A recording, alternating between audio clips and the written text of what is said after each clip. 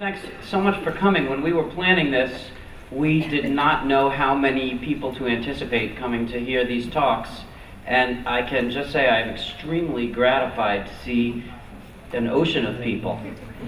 So thank you very much for coming out on a Friday night, a cold Friday night. Very much appreciated.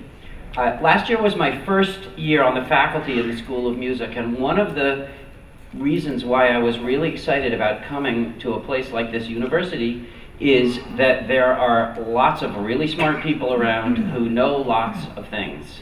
And I am a person who knows pretty much of a lot of things about music, and I have a lot of curiosity about other subjects. And I thought that maybe those two interests could be combined. And there are probably people like myself who really like music, and they're really interested in the way the world works. And maybe we could get those people all together in a room and tell them something about the way the world works and something about music. And lo and behold, I think I maybe was right, because look at this. So at the very end of last year, I went on a trip that was called the Wisconsin Idea Bus Tour. And about 40 of us on the faculty and the staff, mostly new but some not new, rode a bus around the state, and we learned about the state of Wisconsin.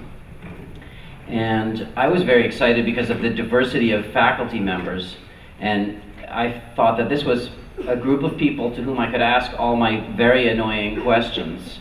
And I remember in particular on our very last day of the bus trip, sitting with Kristen Bernard, who is one of our presenters today, and saying, "What's a gene anyway?" And she said, "Well, a gene is a protein." And I said, "Oh, okay. What's a protein?" "Well, a protein is made of amino acids." And that, "Okay, great.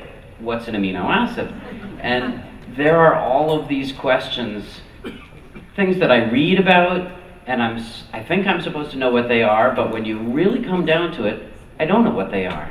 And I think when people listen to music, they often think, I could know more about this and maybe have a deeper experience of this. So we are here to explore the interrelations among things, to learn about topics like what really is a gene. When I read about it in the paper, what am I really reading about?